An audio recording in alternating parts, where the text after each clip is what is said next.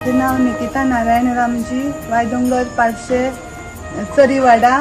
त्यांना आम्ही आता ही ब्रह्मकमळ फुलल्या आमगे 28 ब्रह्मकमळ फुलल्या. 25 वर्सां पयलीं हे झाड लायिल्ले तेन्ना पोरूय आमगे फुललेली, तेन्ना 24 फुललेली आणि आता ही 28 एके फावटीन फुलल्या. तेन्ना सगळे लोक येवन बरो उमेदीन गेल्लो आसा आणि आता खूप वर्सां जाली. अशी फुलताली ती कशी 2-3 अशी फुलताली, 4 फुलताली, तशी आता ही खूप फुलल्या.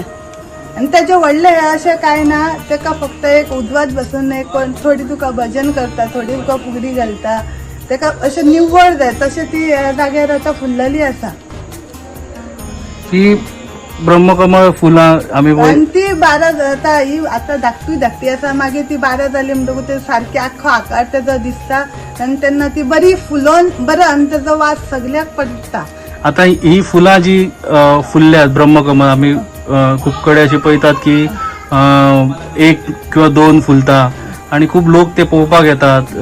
खूप रेअर अशी फुलां ही आणि खूप पावित्र्य खूप समाज पडटा.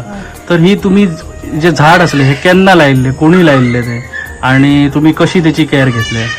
हे झाड म्हणजे हेणीन ते झाड पान कोणाले हाडलेले आणि ते लायिल्ले. ते व्हडले जाता तशें तेका 1-2 आता पोरूच्यान तेका फाटे पानांगूच तेज्या फाटे फुटोन ती फुलां येता.